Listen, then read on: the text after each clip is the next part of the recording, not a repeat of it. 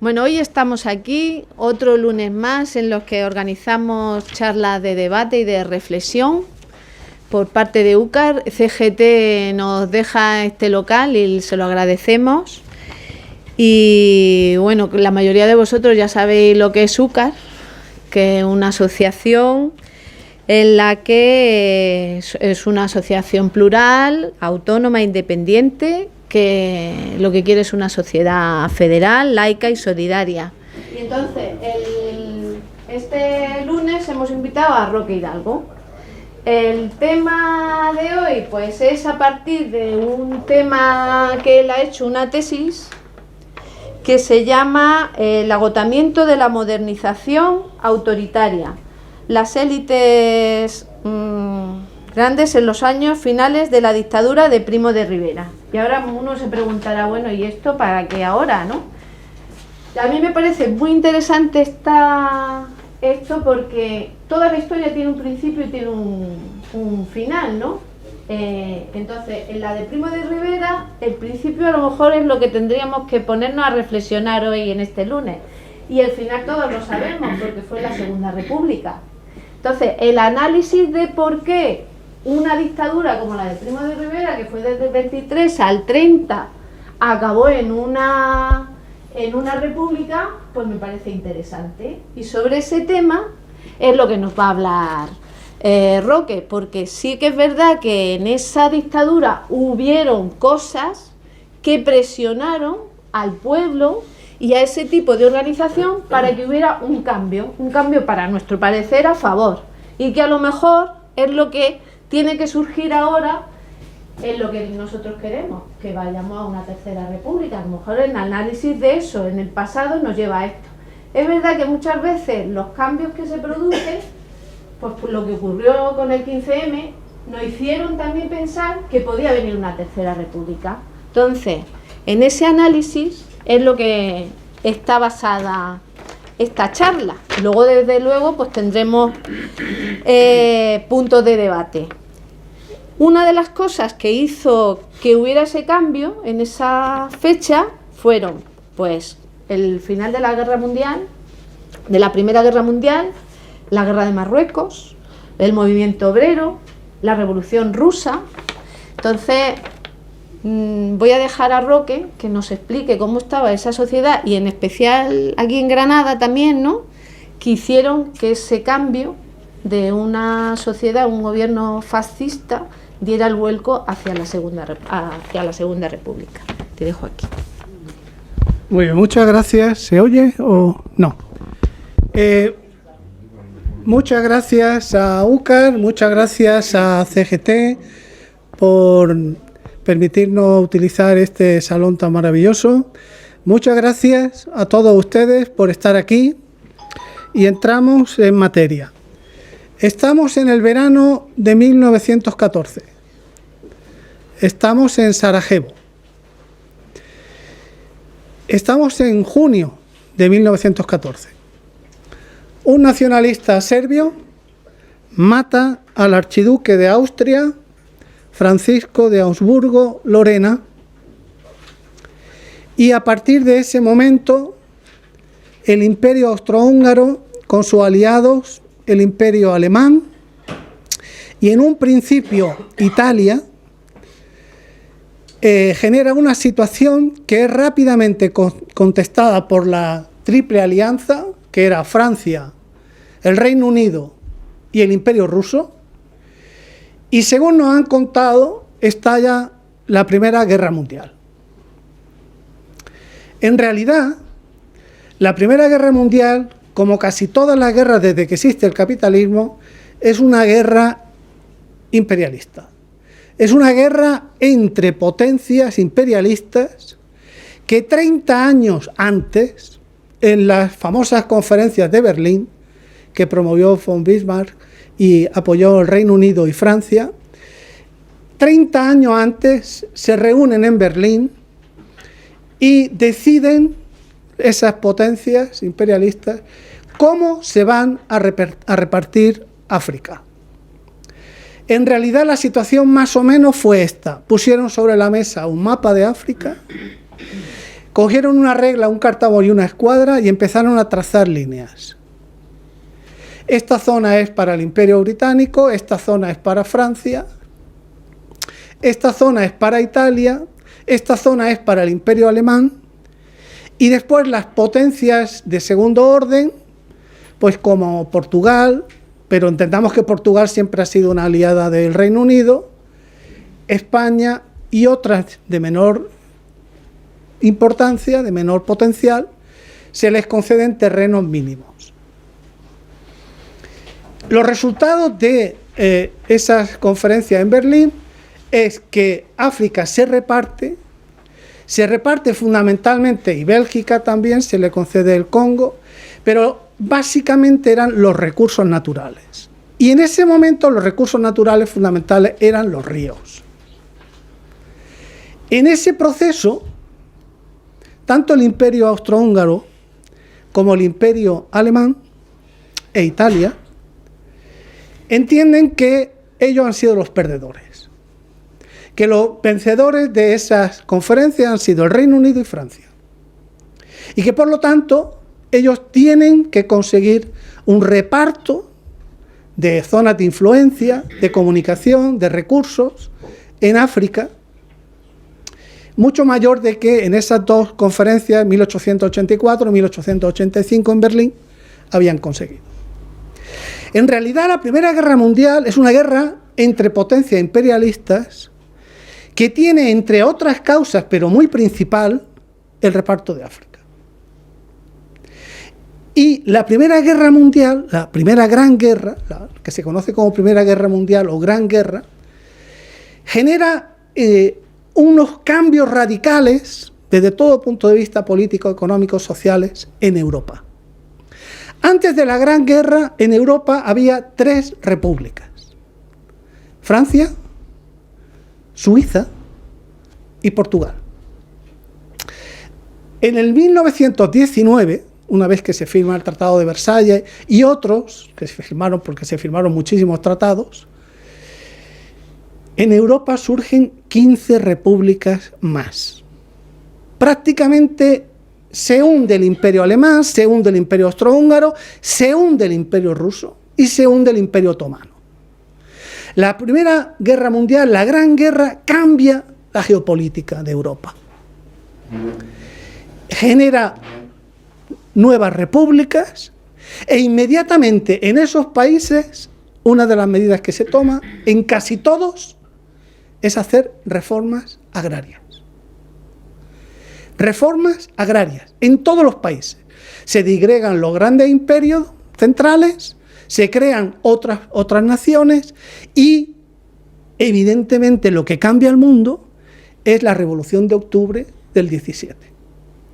Es la primera vez, no que se da un tumulto, no que se da una rebelión, no, es la primera vez que la clase obrera organizada con su partido toma el poder. Toma el poder y crea por primera vez un Estado obrero. Y lógicamente eso cambia el mundo, como se escribe en la famosa novela y en las películas, la Revolución Soviética cambia el mundo. Porque se demuestra por primera vez que la clase obrera es capaz de ganar, que es capaz de, en la lucha por el poder, ganar e imponer un sistema diferente del capitalista, inicialmente socialista, en la proyección, en la perspectiva del comunismo. Luego, la Gran Guerra lo cambia todo. La Gran Guerra lo cambia todo en Europa. ¿Se me oye? La Gran Guerra lo cambia todo en Europa. Y genera una crisis en ciertos países capitalistas de dimensiones inconmensurables. Inconmensurables. ¿Qué pasa en España? En España, por su posición geopolítica, queda al margen, se declara neutral, aunque evidentemente hay una parte de la sociedad y de las élites, yo voy a hablar sobre todo de las élites, que yo unas veces llamaré élite, otras veces llamaré oligarquía y otras veces llamaré poderoso, pero entiéndase que para mí son sinónimos prácticamente. De manera que, ¿qué pasa en España? En España lo que pasa es que las élites políticas no se ponen de acuerdo sobre si apoyar a los aliados o apoyar a los imperios centrales, Alemania. Y deciden mantenerse neutrales. ¿Qué consecuencias tiene esa neutralidad en la situación interna de España? Les pongo un caso, porque voy a ir escalando, ¿eh? Hemos empezado en Europa, en el mundo, hemos seguido por España y ahora vamos a terminar en Granada. ¿Qué consecuencias tiene la Gran Guerra en la economía española? Un proceso formidable de acumulación de capital. Les pongo solo un caso. En el periodo de la Guerra Mundial, la producción de azúcar de remolacha, que ahora después diremos, eso es lo que cambia la situación en Granada, con menos producción se consiguen el doble de ingresos. Con menos producción se consigue que el azúcar que se exporta, porque ¿cómo afecta la Gran Guerra a la economía española? En que todo lo que se puede exportar, se exporta. La oligarquía española ha sido una oligarquía que básicamente ha renunciado, nunca ha utilizado el desarrollo científico, en algunas ocasiones el desarrollo tecnológico, y tiene una mentalidad extractiva. Es decir, hay que sacar los minerales, eso es relativamente fácil, y si no, se lo damos a las compañías francesas, a las belgas, a las inglesas. Tengan presente, esto lo digo y después si acaso lo discutiremos, que el Reino de España durante el siglo XIX fue una colonia del Imperio Británico. Fue una colonia, directamente una colonia del Imperio Británico. De tal manera que la oligarquía española tiene solo una función y una misión extractiva. Se extrae, se explota, pero se invierte muy poco, se innova muy poco, se estimula el desarrollo científico y técnico muy poco. Es una economía arcaica, A pesar de lo cual, la Gran Guerra genera un proceso de acumulación de capitales formidable. Los minerales que se exportan, los productos agrarios que se exportan, el azúcar, en caso de Granada, el azúcar que se exporta, el precio se dispara. ¿Y eso qué ocasiona internamente? Un ascenso formidable también de los precios de las subsistencias. Se dispara el pan, se dispara el azúcar, se dispara la hortaliza, todos los alimentos se disparan porque todo se exporta. Con lo cual, cuando acaba la Gran Guerra, lo que nos encontramos es un país que está al borde de una crisis esférica. ¿Qué quiero decir con una crisis esférica? Que lo mires por donde lo mires, España era un país en crisis. En crisis política, porque el régimen político era supuestamente parlamentario democrático liberal, pero en la práctica era un sistema caciquil que, como decía Fabián Vidal, un periodista granadino que dirigió un periódico en Madrid que se llamaba La Voz, uno de los mejores periodistas que seguramente había en la historia del periodismo en España, cuando hablaba de esto decía los caciques y sus gusanos, porque Fabián Vidal se batió con un hijo de Sánchez Guerra por un tema justamente de crítica a los caciques. Entonces, el sistema político era un sistema caciquil, donde el gobierno decidía la composición del Parlamento, no al revés. Fíjense, era el gobierno, a través del artículo 29 del encasillado, el que decidía cuál iba a ser la composición del gobierno. ¿Por qué? Porque no lo olvidemos, las dos repúblicas que hemos tenido han sido resultado de que el sistema político social de dominación de la oligarquía española implosionó. Y esto hay que decirlo y hay que saberlo, porque si no, nuestro análisis de la realidad es falso. La Primera República se proclama porque el sistema político implosiona y buscan a un Saboya. Viene el Saboya y dura un par de años no más. Y se proclama la Primera República porque el sistema político de la oligarquía española implosiona, se hunde. Y a partir de ahí se impone la Primera República. La Primera República, como más de un historiador dice, se suicida. La Primera República directamente se suicidó.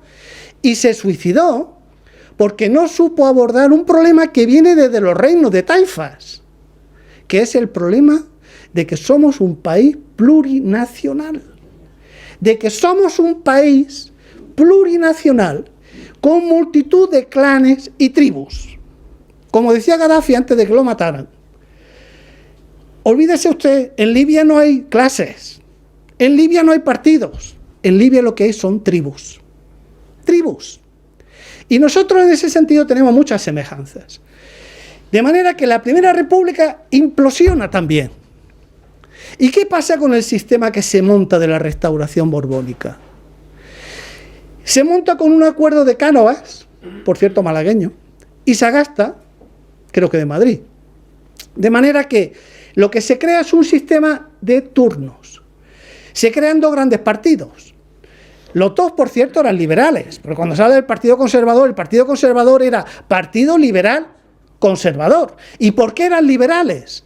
Porque después de soportar a Fernando VII, todos los demócratas y progresistas de este país se hicieron constitucionalistas, claro, porque reivindicaban la Constitución liberal de Cádiz.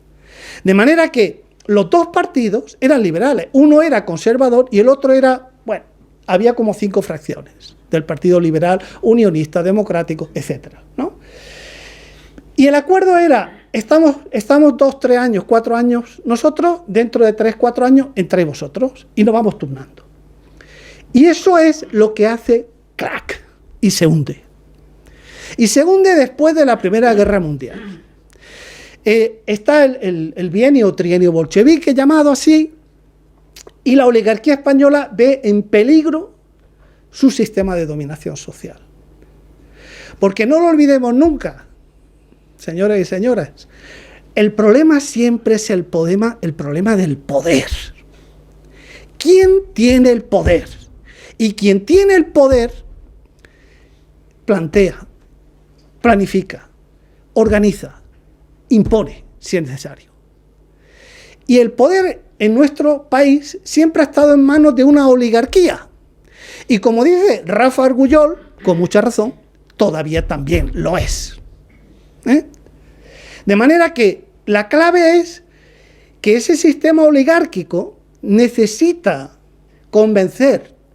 Y claro, en el momento en que se produce esa crisis esférica en España después de la Primera Gran Guerra, el sistema liberal está democrático, parlamentario, está tan desacreditado que el capitán general de Cataluña, Miguel Primo de Rivera y Orbaneja, nacido en Jerez, de los grandes clanes familiares potentes, terratenientes de Jerez, que en ese momento era capitán general de Cataluña, aprovecha una serie de circunstancias, entre otras el acto de homenaje a la señera y los gritos que se producen por parte de lo que ellos llamaban los secesionistas, la alianza secesionista, que eran los vascos, los catalanes y los gallegos, y aprovecha ese momento para, y eso ahí ya empiezan las dudas, con el acuerdo impuesto, de qué manera llega a un acuerdo con el rey y da un golpe de Estado. E impone un sistema, una dictadura militar, que aunque nos parezca imposible, fue la primera dictadura militar que hubo en España, en la época moderna. Todo lo demás era un pronunciamiento. Los militares estaban para intentar influir, pero no para gobernar, no para mandar. Es la primera vez que rompen esa tendencia de los pronunciamientos y establecen un principio de que ahora mandamos nosotros. ¿Y cómo se entiende esto desde la óptica de la oligarquía? No necesitamos intermediarios. No necesitamos ni al Partido Conservador, ni al Partido Liberal, ni al Partido Demócrata, ni al Partido Reformista, que fue un gran intento el de Melquiades Álvarez. Porque Melquiades Álvarez es el teórico de que da igual que haya monarquía o república. Lo importante es que el sistema sea democrático. ¿Les suena? ¿Les suena a ustedes haberlo oído eso hace 40 años? No importa que sea monarquía o república.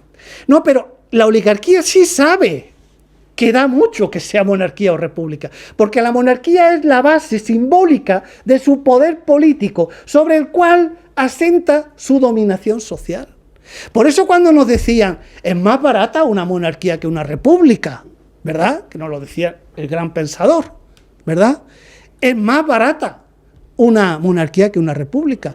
Da lo mismo monarquía que república, porque al fin y al cabo lo que importa es que el régimen sea democrático. Claro, pero el representante de la Visa, de la tarjeta Visa, ustedes pueden encontrarlo en la revista Triunfo, en el año 75 lo que decía es, la economía necesita democracia. ¿Qué quería decir este señor? La economía necesita democracia.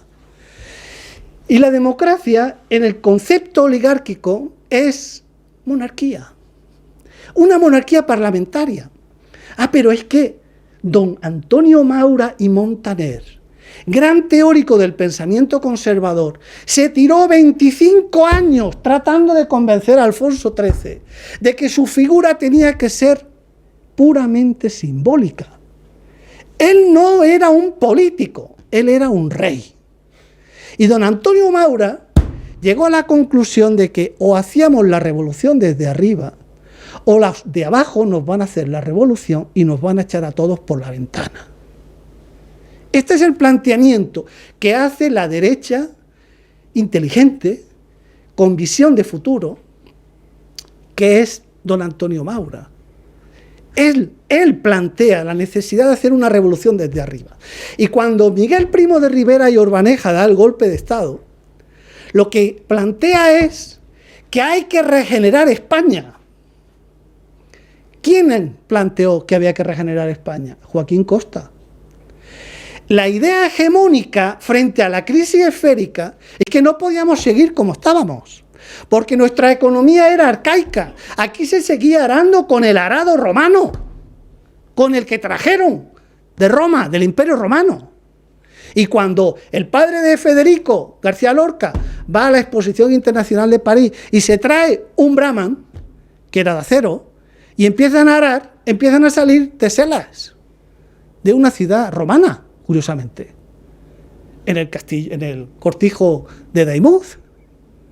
Entonces, España era un país arcaico y, sin embargo, se estaba produciendo a nivel mundial europeo un proceso de modernización.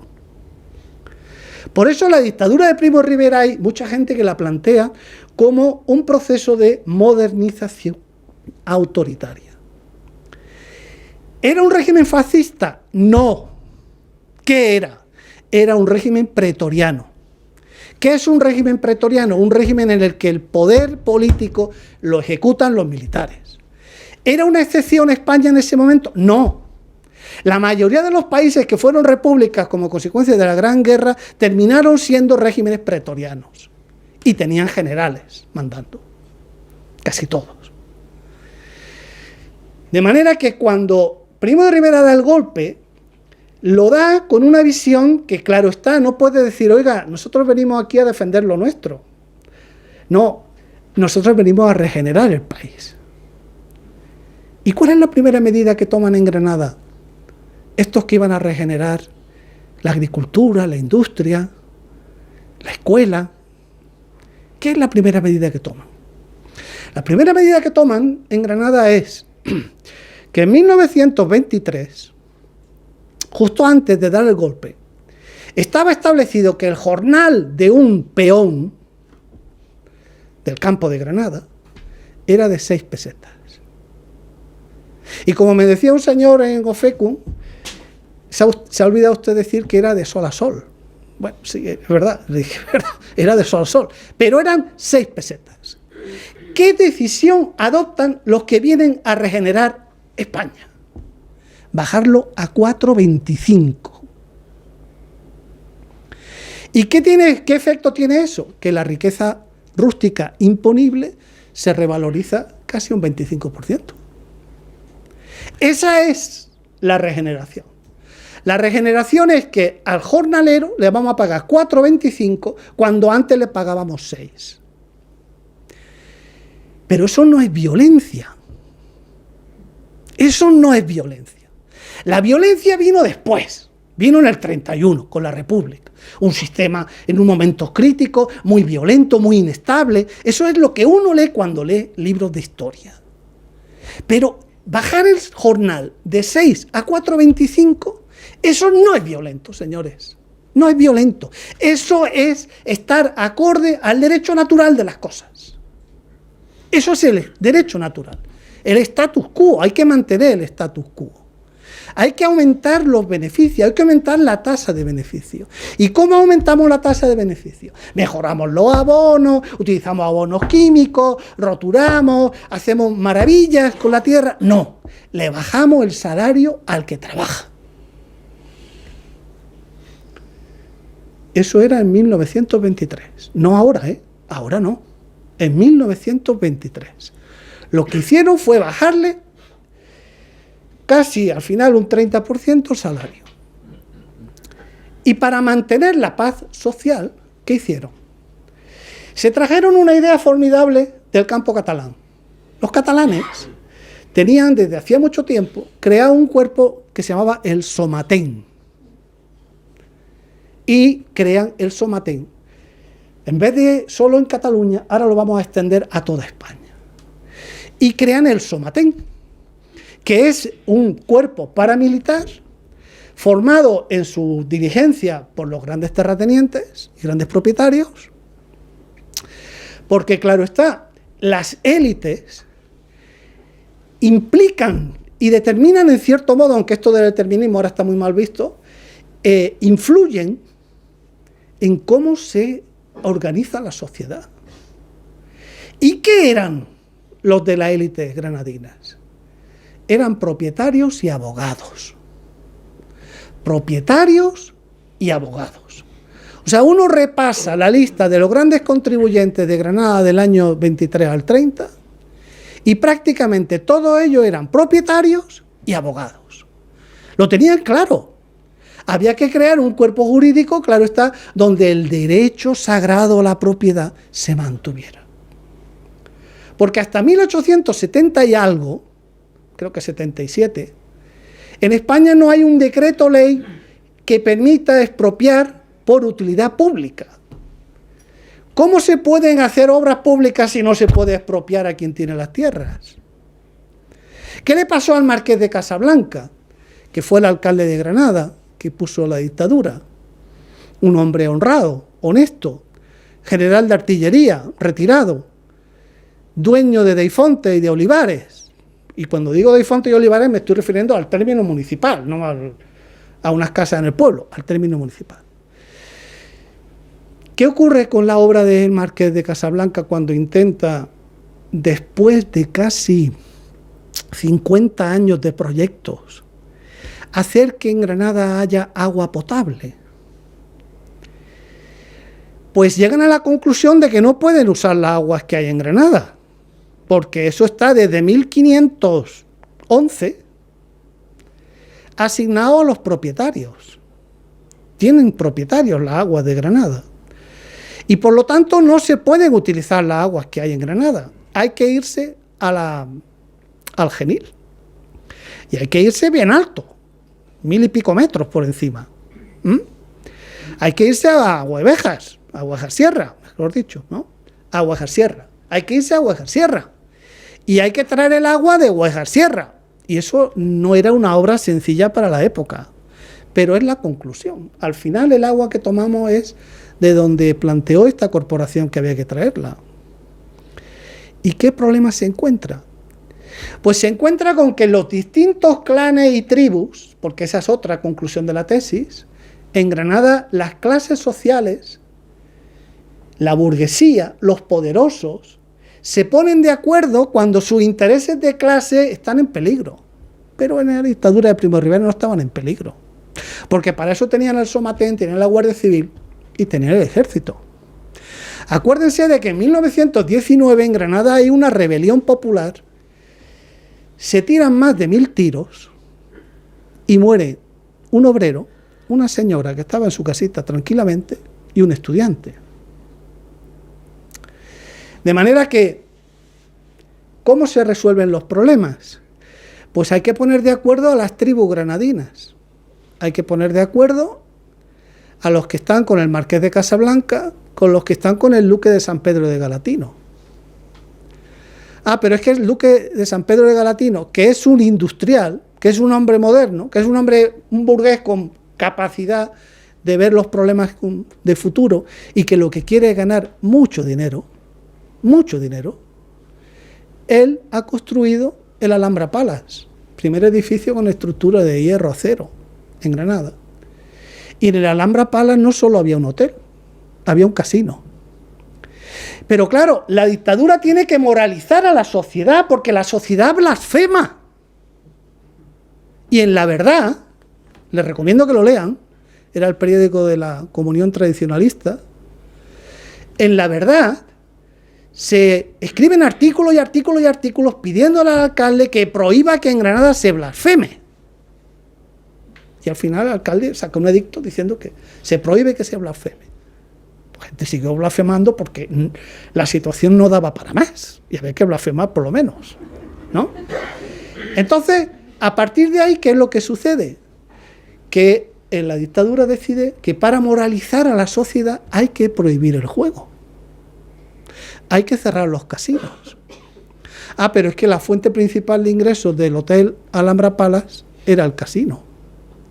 A partir de ese momento, el duque de San Pedro de Galatino rompe con el dictador y rompe con Alfonso XIII, cuando él se había criado con su padre Alfonso XII y en parte también con el hijo Alfonso XIII. Y eran uña y carne. Y eso explica por qué la dictadura, es decir, la modernización autoritaria en Granada, no consigue terminar ni uno solo de los proyectos modernizadores que durante 7 años diseñan. Tengan ustedes presente un dato terrorífico. En Granada en los años 20 moría más gente que nacía. Había un crecimiento negativo. Y sin embargo, en 25 años la población de Granada, siempre que hablo de Granada me refiero a la capital, a la ciudad, pasó de 70.000 habitantes a 100.000. Y pasó de 70.000 a 100.000 porque hay un hecho fundamental y es que hay una planta que se llama remolacha que va a provocar una revolución industrial en Granada. La ciudad crece extraordinariamente. Hay que hacer un ensanche, hay que construir casas, porque la gente vive en condiciones lamentables, muy lamentables. No se olviden ustedes de que unos años antes, no mucho antes, había habido una epidemia de cólera. ¡Cólera! No estamos hablando de África, estamos hablando de aquí. Había habido una epidemia de cólera donde murieron miles de personas. Las condiciones en las que se vivía en la ciudad de Granada, no la élite, no los poderosos, evidentemente, los que trabajaban eran realmente penosas. Había que hacer un ensanche, había que mejorar la red de agua potable, porque ¿cuál era el problema que dio lugar a que escribiera un turista norteamericano un artículo en el The Times diciendo: Granada, la ciudad más bella del mundo, tomarte, ver la Alhambra y salir pitando? Porque se daba la diarrea granadina. Porque el que tomaba agua, inmediatamente a las pocas horas, sufría una diarrea terrible. ¿Por qué? Porque las conducciones de agua potable eran todavía casi que de la época de los musulmanes. Los desagües de las aguas servidas iban a la par casi y se filtraban. Y la Escherichia coli aquí campaba por sus anchas. Entonces, la dictadura de Primo de Rivera, como modernización autoritaria, plantea una serie de proyectos. Hay que hacer un ensanche. ¿Y qué resistencia se encuentra para hacer el ensanche? No, mire usted, es que los grandes propietarios de casas no quieren que se haga un ensanche. Porque si se hace un ensanche, los alquileres bajan. Y los alquileres eran uno de los problemas de esta ciudad, hasta el punto de que había una asociación de inquilinos que durante años estuvo defendiendo para que no hubiera desahucios y consiguió casi prácticamente un 90% de éxito. ¿Por qué? Porque se organizaban. Porque esa es la diferencia entre la modernidad y la posmodernidad en la que estamos. Es que en la modernidad, la realidad objetiva hacía que la gente tuviera que organizarse. Y se organizaban. Y de hecho, la dictadura se plantea como un sistema corporativo. Que si lo piensan ustedes, el sistema corporativo es ¿cómo va lo mío? ¿Cómo va lo mío? ¿Y de lo mío qué? A mí no me hable de otra cosa. A mí no me hable de si ahora estos tienen un problema o aquellos tienen un problema. No, yo lo que quiero saber es ¿y lo mío qué? ¿Cuándo me va usted a resolver lo mío? Y eso lo entendió muy bien la dictadura. Creó un sistema corporativo. Es decir, si quieren, después les puedo dar cómo lo organizaron. Había 3 sectores, ¿no? Y era un sistema puramente corporativo. Crearon, claro está, porque ahí hay una mezcolanza de ideas. Los mauristas estaban por, no se olviden ustedes de la doctrina social de la Iglesia Católica. La Iglesia Católica, lógicamente, cuando palpa que en Europa la revolución en Rusia ha triunfado, que la revolución en Hungría ha triunfado y que, como decía el cardenal Casanova Marzol, si el gobierno español rompe su acuerdo, para nosotros eso será la ruina. Porque el cardenal Casanova Marzol tenía un sueldo de 35.000 pesetas anuales, solo por ser cardenal. Cuando un jornalero, trabajando de sol a sol, ganaba 4 pesetas. Pero no lo olviden, eso no es violencia. Eso es derecho natural de las cosas. Es que tiene que haber diferencias para que la gente se estimule. Porque si somos todos iguales, ¿cómo nos vamos a estimular? El cardenal ganaba 35.000 pesetas. De tal manera que ese es el contexto en el que aquí se da. Esa es la situación que aquí tenemos, ¿no? Y a partir de ahí se crea un sistema que, con la pantalla de hay que regenerar, hay que hacerle caso a Joaquín Costa. Por cierto, Joaquín Costa, que era, si no recuerdo mal, era aragonés, estuvo 2 años de notario en Granada. Eso no sé si ustedes lo saben o no, pero Joaquín Costa, el padre del regeneracionismo español, fue notario en Granada, casi finales del siglo XIX. Después se fue a Jaén y después se fue a Madrid. Pues bien, Joaquín Costa consiguió crear una ideología dominante. Y esa ideología dominante es: tenemos que regenerarnos. Porque si no nos regeneramos, es que estamos todavía en la Edad Media en muchos sentidos. Es que si ustedes comparan España del 19, del 17, del 20, del 21 con Rusia, verán que hay bastante semejanza. Uno introduce, claro está, un factor de escala, ¿no? Porque si no, no puede comparar. Pero las situaciones eran muy parecidas. Maura llevaba razón. O hacemos la revolución desde arriba, o los de abajo la van a hacer. Porque la situación era explosiva. Por más que ellos se intentaban convencer de que ellos no eran violentos. No eran violentos. De hecho, el golpe militar,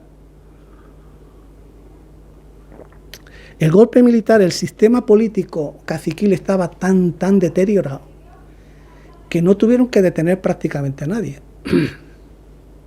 ¿Qué es lo que hicieron? Declarar ilegales a la CNT y al PC. Claro, porque una de las razones por las cuales había que dar el golpe es porque en Cataluña la CNT estaba disparando a los empresarios. Estaban en una situación de pistolerismo. Claro, al NOI del Sucre, yo es que en mi juventud estudié mucho a la CNT, el NOI del Sucre, ¿no? Lo cosieron a balazos, claro, pero es que ese es el orden natural. Oiga, miren ustedes tienen que trabajar, y ustedes tienen que trabajar para que nuestra tasa de beneficio aumente, porque si ustedes no trabajan, nuestra tasa de beneficio no aumenta. Entonces, una de las excusas fue que la CNT era tan violenta, sobre todo en Cataluña, porque aquí en Andalucía prácticamente que con tratar de sobrevivir tenían bastante, ¿no? Y uno de los motivos por los cuales el golpe se da es porque el movimiento obrero está a punto de vencer. Ellos sabían que no iba a poder vencer, pero ese miedo se utiliza permanentemente. Es el miedo al comunismo. No estamos ahora, no estamos en el gobierno social fascista, no social comunista, que es lo que dicen ahora, ¿no? El gobierno social comunista, no. Estamos en 1921-1922 y entonces el problema es el miedo. Y cuando uno plantea un proyecto político tiene que tener una política de alianzas. ¿Y cuál era el problema de la dictadura? El problema de la dictadura era que ellos necesitaban, dado el crecimiento de las urbes, la clase media había crecido muchísimo. Y la clave de todo desde hace 90 años en España es la clase media. ¿Con quién está la clase media? Pues en 1909, justo después de la Semana Trágica de Barcelona, de Cataluña, se forma la primera coalición republicano-socialista. Es decir, hay gente que entiende que para salir de su desarrollo, para salir de la miseria, para salir de la marginalidad, hay que tener una política de alianzas amplia. ¿Y quién forma la primera coalición republicano-socialista? Benito Pérez Galdós, por los republicanos, y Pablo Iglesias Pose, por los socialistas. Y ese es el problema. Eso es lo que hace que en 1931 se puedan ganar las elecciones municipales. Es que los republicanos burgueses y los trabajadores socialistas y comunistas, entonces socialistas, porque el Partido Comunista todavía no existía, llegan a un acuerdo, llegan a un entendimiento. Y el problema que tuvo la dictadura de Primo de Rivera es que su proyecto era un proyecto primero para 3 meses, después para 6 meses, después duró 6 años. Y duró 6 años porque tuvieron la ayuda de Francia y fueron capaces de dominar el protectorado marroquí. Pero la clave de todo estaba en la clase media. Y la clase media, la dictadura le subió los impuestos un 40%. ¿Le suena? ¿Le suenan los impuestos? A la clase media le subieron los impuestos un 40%. Es decir, al que tenía una pequeña tienda, al que tenía un pequeño negocio, al que tenía un terrenillo, a todo lo que era productivo, lo crujimos con impuestos.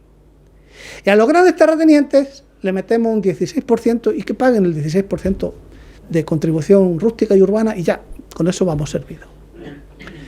Uno de los grandes proyectos de la dictadura fue la reforma fiscal, la reforma tributaria. La reforma tributaria la diseñó Calvo Sotelo, José Calvo Sotelo, en 1926, planteó que para que el Estado, porque el problema del ayuntamiento, el problema del Estado, el problema de toda la administración pública es que no tenía fondos. Y entonces Calvo Sotelo, que era maurista, con Gil Robles y con Lemus, plantea una reforma fiscal. La reforma fiscal sería por etapas. La primera etapa era conseguir que los grandes terratenientes registraran, en un registro que se iba a abrir, registraran, hicieran públicas sus propiedades. ¿Qué dijeron los terratenientes? Que Calvo Sotelo era un bolchevique. Que eso era terrible. Ahora también. Pero ahora ya, yo creo que ya casi nadie se lo cree. Pero entonces, claro, estaba muy cerca de la Revolución Soviética, ¿no? Y el miedo de la clase media, que era la que siempre pensaban que podía perder si llegaba al comunismo, le hacía pensar que la clase media era su aliado natural. Entonces, ¿qué pasa con la reforma fiscal? ¿Que a quién se le aplica? A los trabajadores y a las clases medias. Y se incrementa el impuesto de cédulas personales. Entonces es apasionante. Yo les recomiendo que vayan al archivo municipal, que además está en un sitio maravilloso, ¿no? La Cuesta del Chapí, y pidan, déjeme usted ver el libro de las cédulas personales de 1925-1926. Es impresionante, porque uno llega a la calle Puentezuelas, y en la calle Puentezuelas número 35 está el Palacio de las Columnas. El Palacio de las Columnas, allí vivían una parte, porque era una familia muy grande, de los Pérez de Errasti. Los Pérez de Errasti, entre otras propiedades, habían tenido el Soto de Roma. Esto estamos hablando del siglo XVI, XVII. Pero toda esa gente cada vez fue perdiendo propiedades, pero tenían Errasti. Pero eran Pérez de Errasti. Con H. De manera que los Pérez de Errasti que vivían en esta casita que hay allí, además no tenía casa y entonces tenía todas las vistas a la Vega, ¿no? Este señor se niega a rellenar la ficha que este burócrata de Calvo Sotelo nos ha pedido que rellenemos. Y no la rellena. Y la firma su mujer. En blanco. En blanco. Porque era una declaración jurada. Es decir, mire usted, pues yo pago porque tengo coche, pues yo pago porque tengo piso y tengo contribución urbana. Claro que entonces estos no tenían piso, estos tenían bloques. Esto era, claro, eso yo me di cuenta a mucho tiempo después de empezar la tesis, ¿no?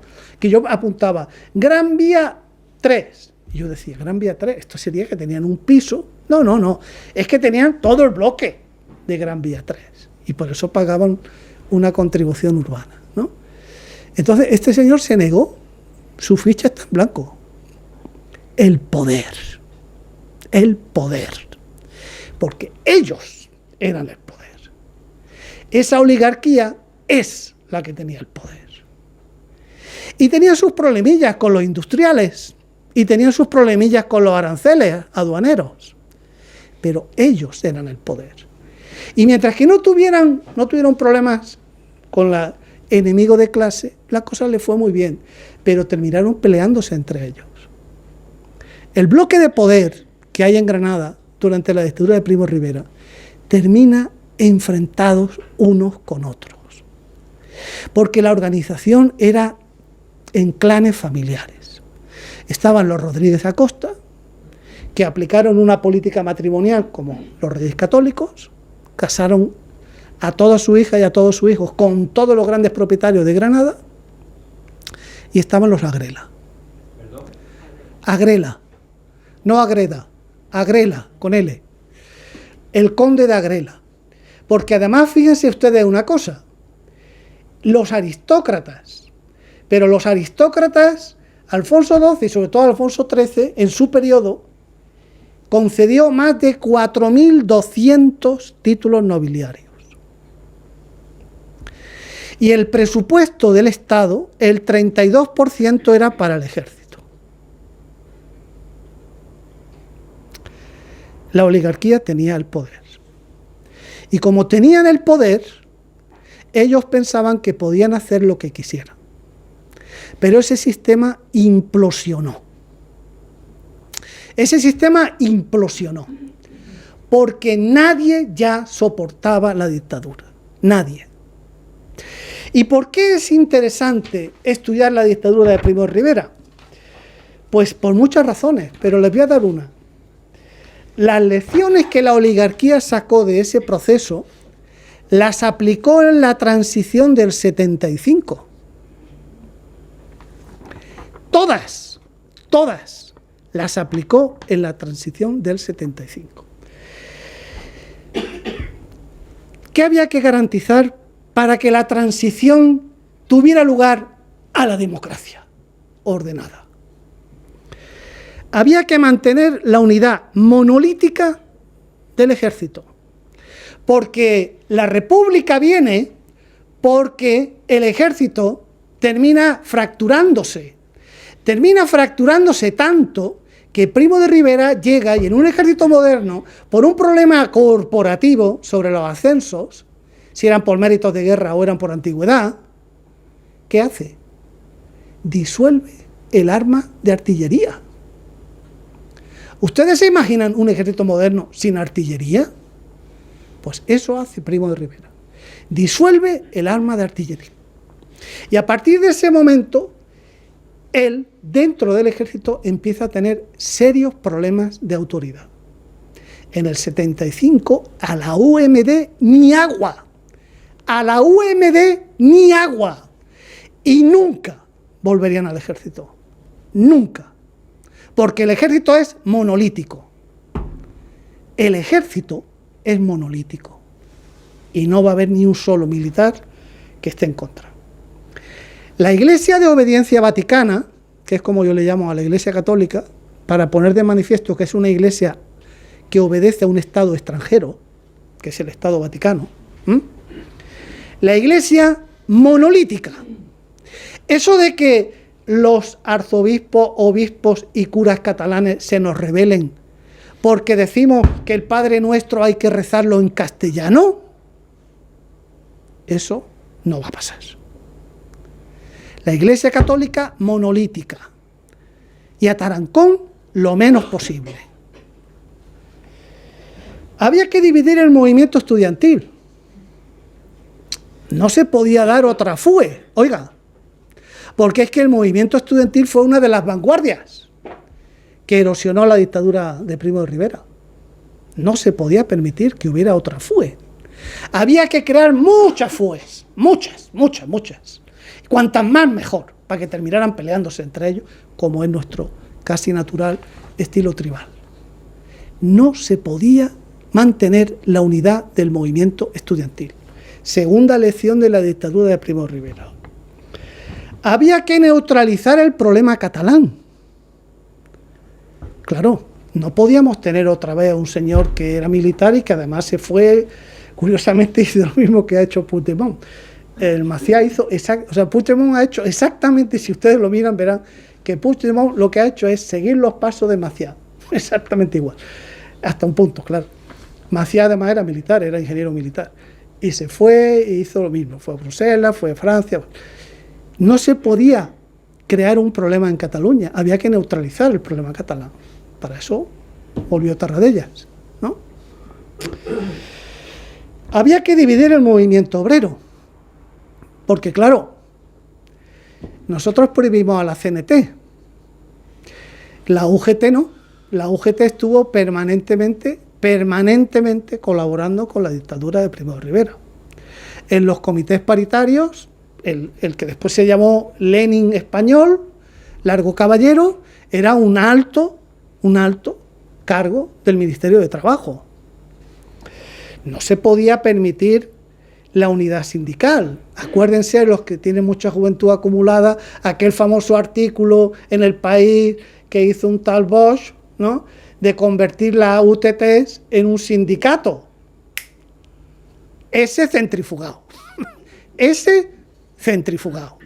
Nunca más se escribiría en El País, ¿verdad?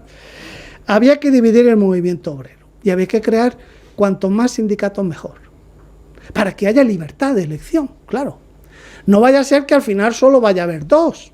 Y no vaya a ser como pasó en el 31 y en el 32 en Granada, que el 75% de todos los trabajadores, porque entonces todos los trabajadores estaban sindicados, se les ocurra afiliarse a la CNT. No. Hay que crear varios. Si es necesario, para eso tenemos los sindicatos alemanes que nos enseñan a cómo crear sindicatos. Había que asimilar a los intelectuales, me gusta más llamarles trabajadores del intelecto, a los intelectuales heterodoxos. No vaya así que nos salga otro Unamuno, que con su libelo, que lo hace desde París, nos está intoxicando a todas las universidades. O no vaya a ser que vaya a haber otro Fernando de los Ríos, que cuando Fernando de los Ríos entraba alguna vez a una farmacia, las señoras de la aristocracia granadina decían: aquí huele a azufre. ¿Le suena? Pero en otro contexto. Aquí huele a azufre. Para ella Fernando de los Ríos era como Satanás. No es posible que haya otro Fernando de los Ríos. Por lo tanto, a los intelectuales heterodoxos o los asimilamos y les damos articulillos para que publiquen en los periódicos, o los centrifugamos y no salen en ningún sitio. Y había que subordinarse a las potencias extranjeras, claro. Nosotros desde el siglo XVII no somos nadie a nivel internacional. había que subordinarse a lo que dijera el imperio en su versión norteamericana y europea, socialdemócrata, ¿verdad? Que esto de socialdemócrata es que cada vez tiene un significado distinto, porque no es lo mismo ser socialdemócrata ahora que socialdemócrata en la Rusia del 17, o que, pero en fin, era así, ¿no? Los partidos socialdemócratas alemanes nos van a ayudar a hacer la transición de manera ordenada, con lo cual todo esto fueron lecciones que la oligarquía sacó de la dictadura de Primo de Rivera. Todas estas lecciones las aplicó en la transición. Bueno, yo creo que ya tengo muchas más cosas, pero creo que por ahora es preferible que ya podamos debatir, ¿no? Muchas gracias por soportarme.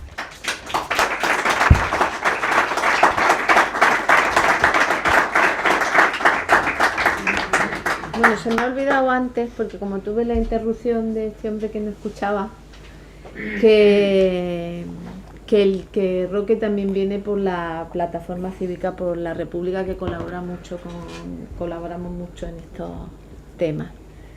Y bueno, ya creo que ha sido muy interesante, y además prometíamos que nos íbamos a poner en esa situación de un paso a otro, ¿no? Y entonces, ahora se abre un turno de palabras, o que algo que no haya quedado claro, que queráis que los aclare o lo que sea, pues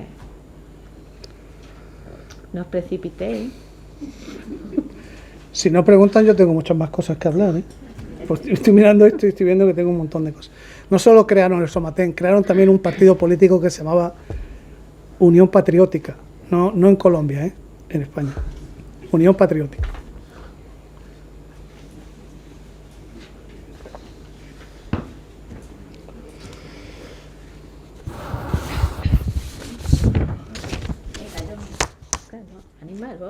Venga.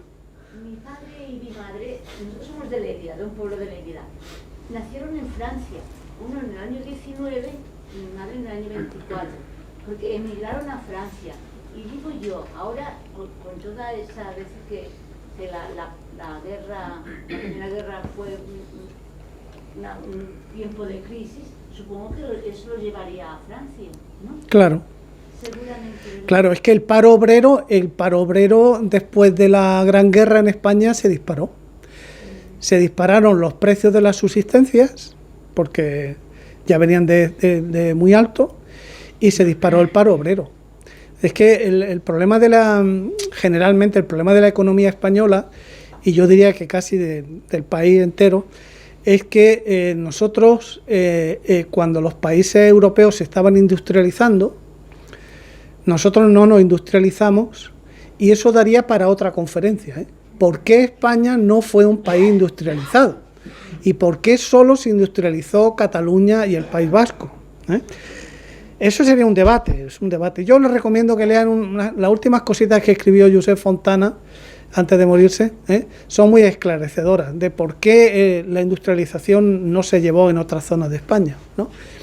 El problema que nosotros tenemos es que venimos de un hándicap, y es que nuestra economía nunca ha estado en el tiempo histórico. Es probable que ahora sí, pero hasta ahora no.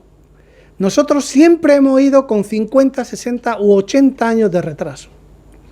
Y hemos ido con ese retraso porque la oligarquía se educó en el uso de los materiales nobles que traían de América. No había que trabajar. Solo había que tener grandes barcos, artilleros muy eficientes y mineros que resolvieran algunos problemillas, porque incluso en el Potosí, después de sacar, me parece que eran algo así como 300 toneladas de plata cada año, pues tuvieron algunos problemillas porque ya el filón no era de plata, y tuvieron que innovar científicamente un poquito, ¿no? Pero el problema de nuestra élite es que nunca ha necesitado de la ciencia. Nunca ha necesitado de la ciencia. Y por eso somos un país todavía dependiente y en cierto sentido subdesarrollado. Porque no hemos tenido una élite que supiera leer correctamente el tiempo histórico. Y como ellos estaban bien, porque no necesitaban de la ciencia más allá de hacer acuñar la plata y las monedas de oro. Hubo decenas que el 80% de la plata que circulaba en Europa era de cuño español. Y dólar, no sé si ustedes lo saben, pero dólar era el signo que le ponía el Imperio Español a sus monedas y a sus barriles. El signo del dólar es del Imperio Español. Entonces, esa élite, que hasta el final del siglo XV era una élite emprendedora, hasta el punto de que en vez de ir a colonizar África, dijeron, no, África está muy cerca, eso lo hacen los portugueses. Nosotros no vamos a ir a África, nosotros vamos a ir a las Indias orientales. Y por el medio nos encontramos ahí una cosa que no sabíamos lo que era, ¿verdad? Entonces, el problema nuestro es un problema casi que de fabricación. Es un problema serio de fabricación. Es que nunca hemos tenido élites que supieran entender el tiempo histórico en el que estaban viviendo. No necesitaban hacer cambios. Es más, eran tan conservadoras que incluso los cambios científicos les parecían arriesgados.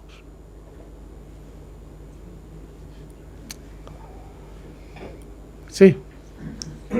Se conmemoraba el 39 aniversario del famoso golpe de Tejero. Y yo ahora que le hablabas del golpe de Primo de Rivera y el golpe del Tejero, no sé si hay, porque entonces era también, por supuesto, con el resentimiento de la monarquía, y de Picasso también, quería que nos contara qué similitudes ves tú entre los dos golpes. Si hay alguna semejanza. Bueno, es posible que pueda haber alguna semejanza. Hay que partir de un dato, y es que cuando hablamos, como decía el profesor Pierre Vilar, que siempre recuerda a su discípulo Aaron Cohen, ¿no? Pierre Vilar insistía en que hay que pensar históricamente. O sea, para poder entender algo, hay que pensar históricamente. Entonces, si pensamos históricamente y lo hacemos con rigor, todavía hoy no sabemos si el golpe de Primo de Rivera fue un golpe promovido, dirigido o solo aceptado por el rey. No lo sabemos. Usted puede buscar en la biografía y va a encontrar de todo. Pero historiadores serios lo que afirman es que no lo sabemos. Lo que sí sabemos es que había una crisis esférica, que estaba a punto de hundirse todo y que estaba a punto de hundirse la monarquía, porque fíjense, esto era una cosa que yo había apuntado que no he dicho, la importancia de los mitos. En la historia de Granada pesa mucho el mito de la unidad nacional, porque Granada es quien hace posible la unidad nacional. Pero quien dice eso se olvida de que lo que se dio fue la unidad religiosa, pero no hubo unidad nacional. Para pasar de Castilla a Aragón en el siglo XVIII y XIX todavía había que enseñar el pasaporte. Para salir de las Vascongadas había que enseñar el pasaporte.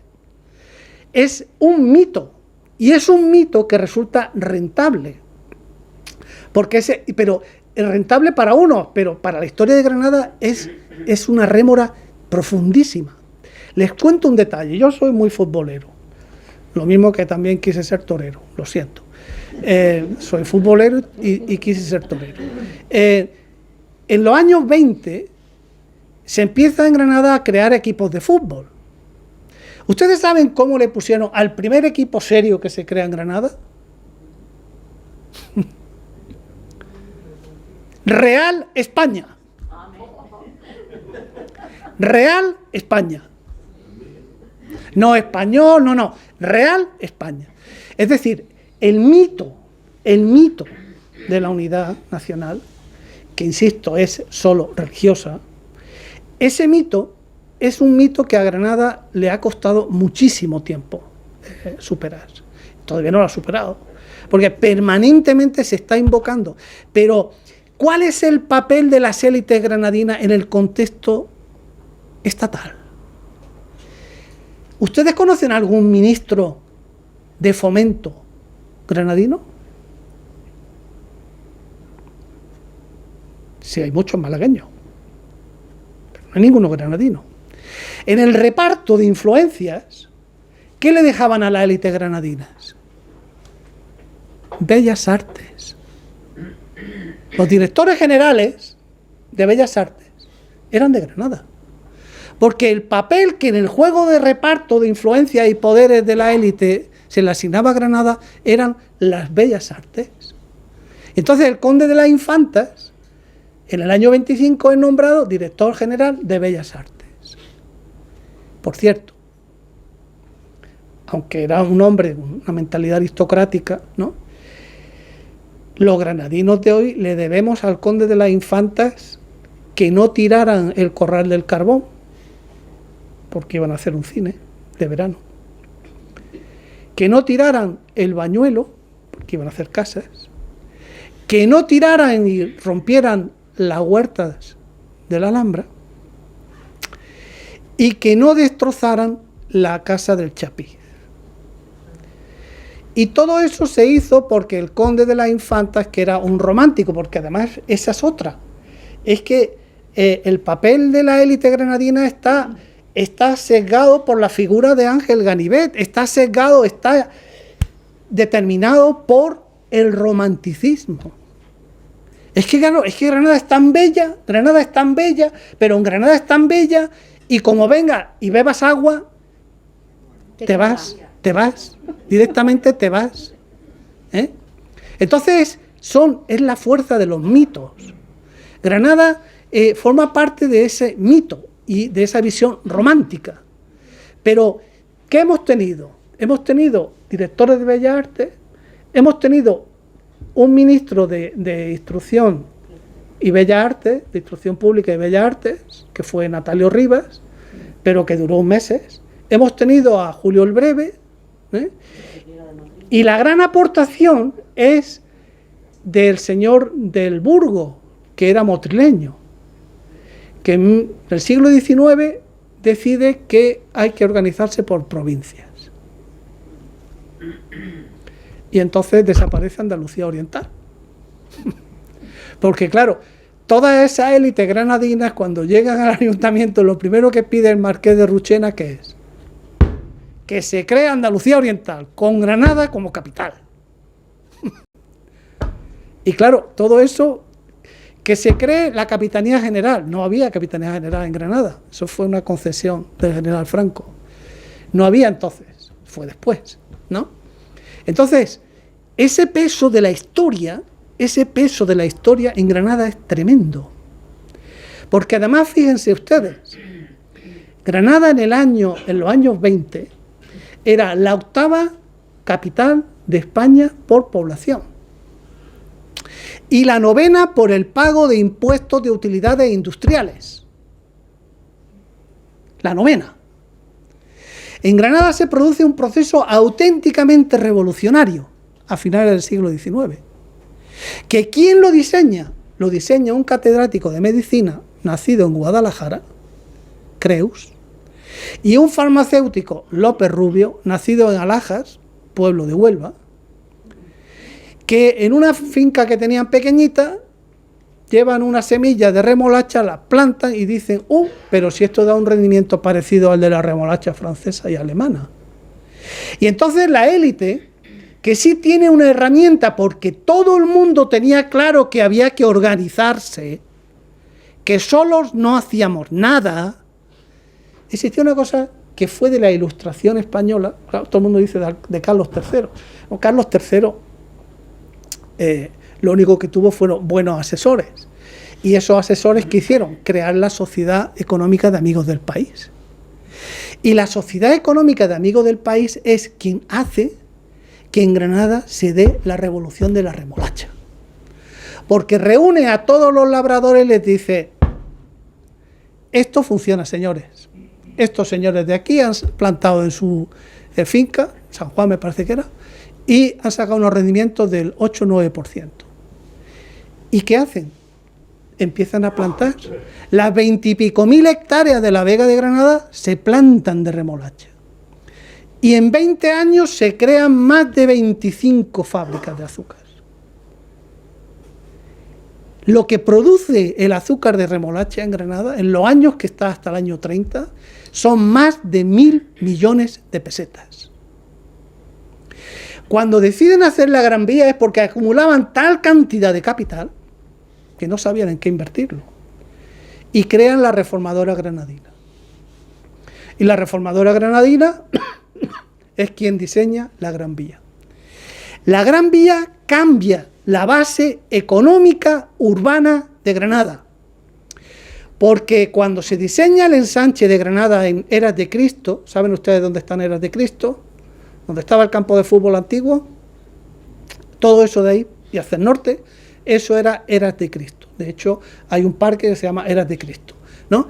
Todo eso era de Cristo. Bien, cuando diseñan ahí el ensanche, el ayuntamiento compra un marjal, que son como 540 y algo metros cuadrados, por 6.000 pesetas. 1,1 peseta el metro cuadrado. Cuando plantean hacer la Casa de Correos, que la Casa de Correos, señores y señoras, en Granada hubo más de 5 proyectos distintos en 5 sitios distintos. En esa época la iban a poner en la Gran Vía, donde al final se puso la Perra Gorda, que ya saben por qué es lo de la Perra Gorda, ¿verdad? Bien, pues ahí el metro cuadrado costaba 100 pesetas. O sea, de Eras de Cristo a Gran Vía, un factor 100. La Gran Vía es lo que cambia la vida de Granada. Los 4.000 que vivían antes, esos se van al Albaicín, o a donde quieran, pero del centro salen.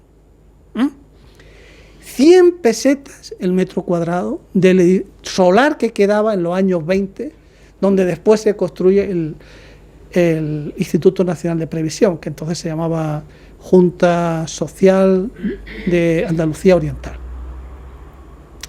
De manera que, fíjense, es que entonces éramos la 8ª en población y la 9ª en impuesto industrial. Ahora usted mira la posición de Granada en renta per cápita, estamos de los últimos, si no el último.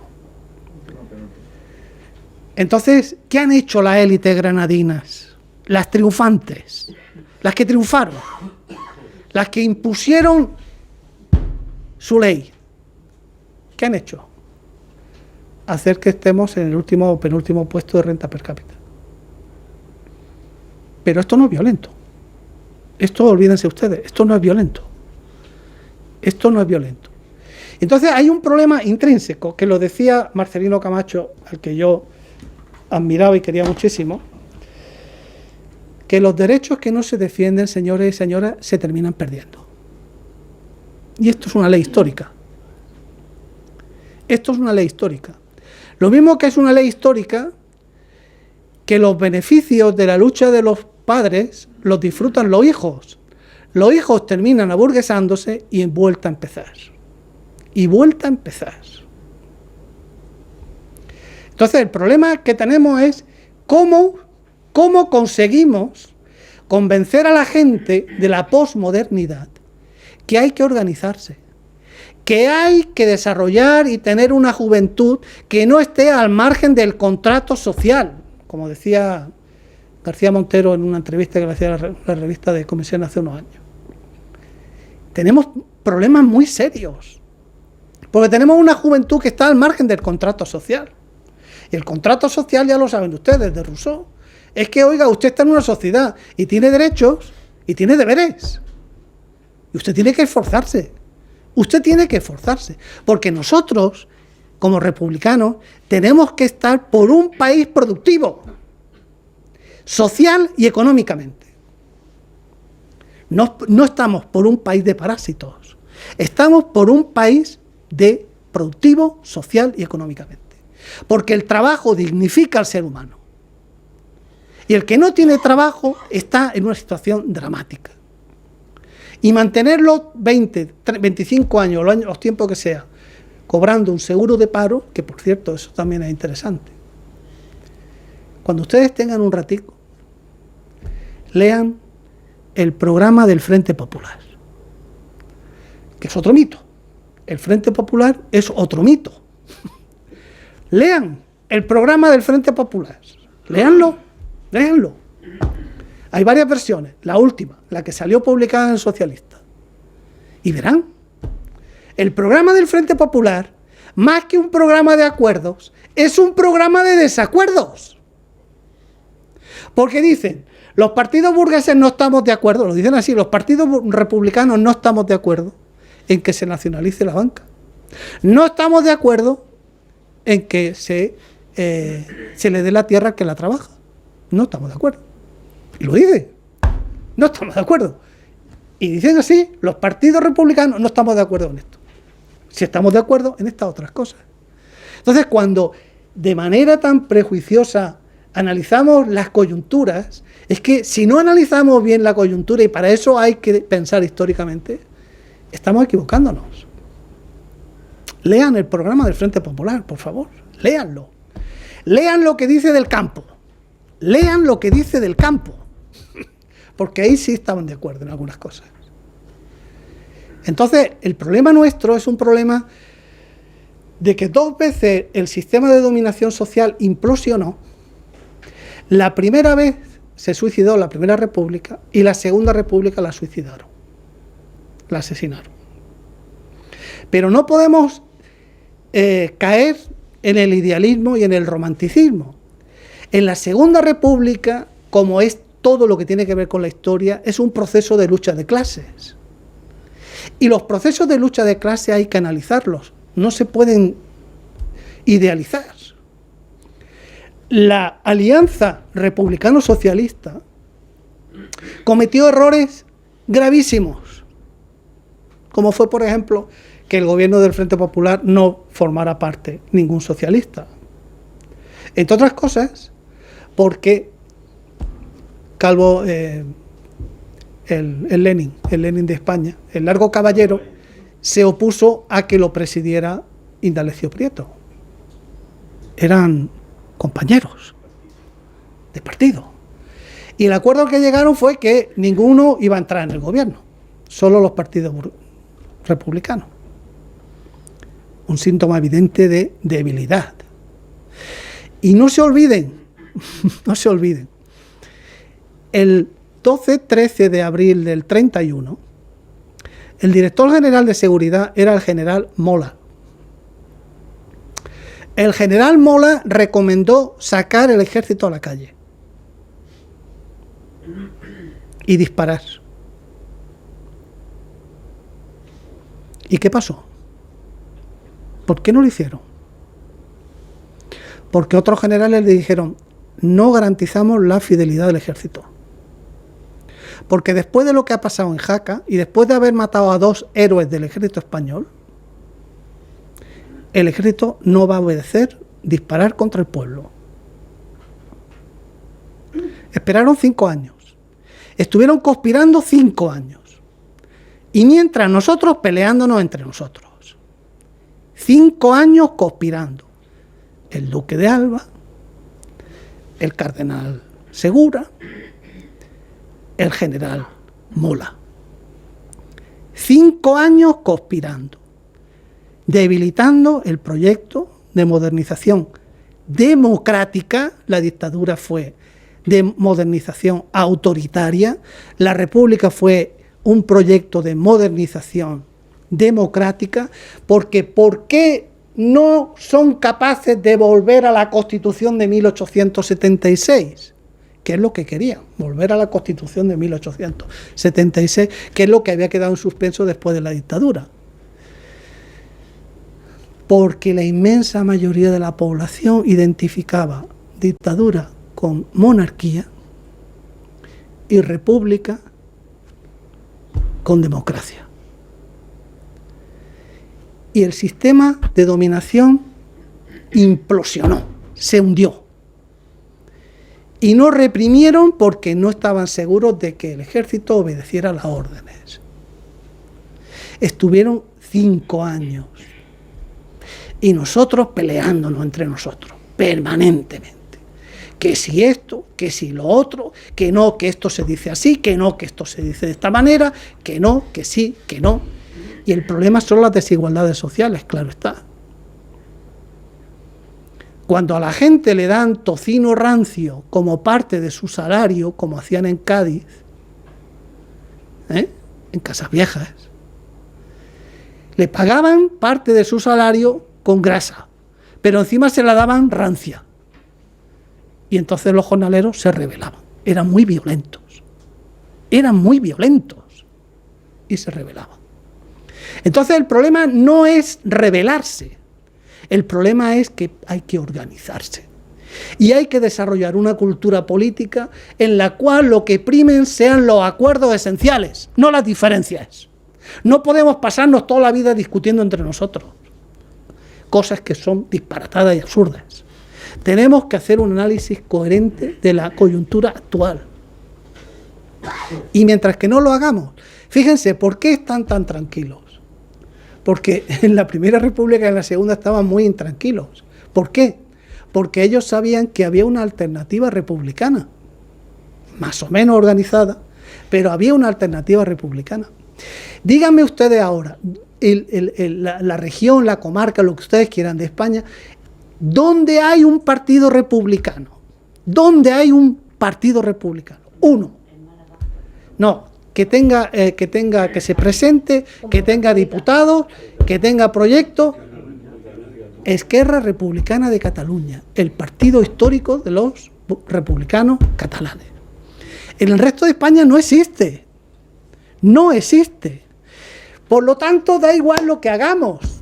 Implosione o no implosione este sistema, no hay alternativa. No hay alternativa. Porque no se han puesto de acuerdo. No son capaces ni de ponerse de acuerdo en lo más mínimo. Por eso están tan tranquilos. Por eso ellos saben que aplicando el principio de la rana, ¿cómo se llama? De la rana caliente. De la rana... Sí. Aplican, sí. No, el síndrome de la rana caliente es que en vez de pasar la temperatura de 5 a 50 grados, tú metes una rana, pegas ese salto de temperatura y la rana pega un salto. No, lo que tienes que hacer es subirlo poquito a poco. En vez de subir los impuestos al 40%, no, este año se lo subo al 5%. El año que viene se lo bajo el 1%. Pero el año siguiente se lo subo el 9%. ¿Vale? Eso es porque la historia y la oligarquía tienen sus intermediarios, sus intelectuales orgánicos y saben mucha historia. Ellos sí saben mucha historia. Y saben cómo hay que hacer las cosas. Tienen sus psicólogos sociales, tienen sus intelectuales, tienen gente muy capaz que saben cómo hacer las cosas. Nosotros no hemos sido capaces en 40 años de montar una alternativa republicana. ¿Por qué? Porque el mensaje fue claro, señores. A todos los republicanos que firmaron el acuerdo del Frente Amplio se le aplicó la directriz quinta reservada segunda, que lo que decía era sencillamente: todo el que no piense como nosotros hay que fusilarlo. Y ese mensaje no solo iba dirigido a la clase obrera, ese mensaje iba dirigido fundamentalmente a los aliados de las clases medias. Nunca más se va a consentir que la clase media se alíe con los obreros. Nunca. Y ese era el mensaje que se transmitió. ¿Por qué fusilaron a 7 catedráticos de esta universidad? Porque habían firmado el acuerdo del Frente Amplio, del Frente Popular. Es que me sale mi origen uruguayo. Me sale el Frente Amplio. Esos son, y no se les perdonó a ninguno. Sí. Habla ahí. Bueno, sí. Sí. Mire usted, ha tocado usted el tema de los sindicatos. Resulta que yo no sé si he vuelto a cambiar, porque yo soy sindicalista, y quiero que nos aclare, o bueno, ¿qué opinamos de por qué los sindicatos en Francia marchan, en la parte norte de España marchan y aquí no marchan? Yo hablo de los sindicatos y la verdad, la respuesta es casi un insulto cuando hablo de ellos. No sé si tenemos por nosotros, los sindicalistas tienen, o sea, los líderes sindicales, o nosotros formamos parte del problema también. Yo estoy casi por lo segundo, ¿no? Quiero que nos aclare un poco. Sí. Bueno, yo aunque no me gusta hablar de temas directos míos personales, yo lo aclaro. Yo fui socio fundador del Sindicato de Comisiones Obreras. fui candidato a Secretaría del Sindicato de Enseñanza. Quiere decir que tengo una trayectoria sindical, ¿no? Y actualmente hace ya como 4 o 5 años pedí la baja de comisiones.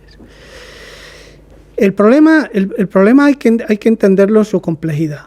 Es decir, ¿por qué en esos años que hemos estado analizando había solo 2 sindicatos y ahora hay tantos? Pues el problema es complejo, pero tiene mucho que ver con el fraccionamiento social de la clase obrera. Es decir, hoy vivimos una sociedad muy fraccionada, muy dividida. Entonces prácticamente había trabajadores que eran del campo o de la industria. Fíjese qué curioso, ahora que plantea usted esto. A los trabajadores agrícolas en Granada se les bajó el salario de 6 a 4 pesetas.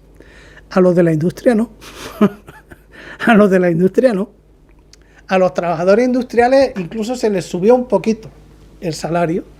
De manera que si uno compara el índice de precio al consumo, ¿no? Índice de precio al consumo, de los trabajadores agrarios bajó muchísimo, el de los industriales casi se mantuvo. Pero había un bloque, la clase obrera prácticamente era un bloque y no estaba tan fraccionada como está ahora.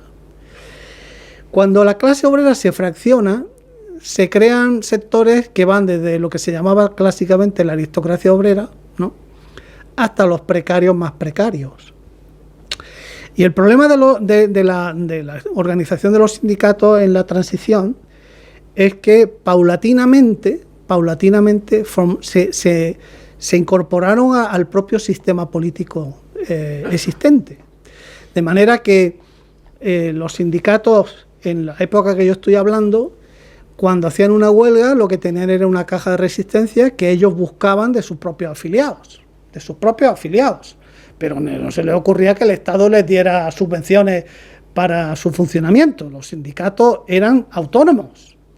Y el problema, digo, que es muy complejo, pero la situación actual es que los sindicatos actuales, y eso me acuerdo que Besteiro, yo siempre que ponen las cortes, acuérdense, fíjense que siempre cuando está la Cámara y están los diputados entrando, el que se ve es a Besteiro. Besteiro era un hombre admirable. Era catedrático de Derecho y él era un admirador de las trade unions, de los sindicatos británicos, ¿no? Él toda su vida estuvo planteando que la UGT tenía que ser un sindicato como los sindicatos británicos, un sindicato de servicios, un sindicato que colaborara con el sistema de distribución de la riqueza y tal.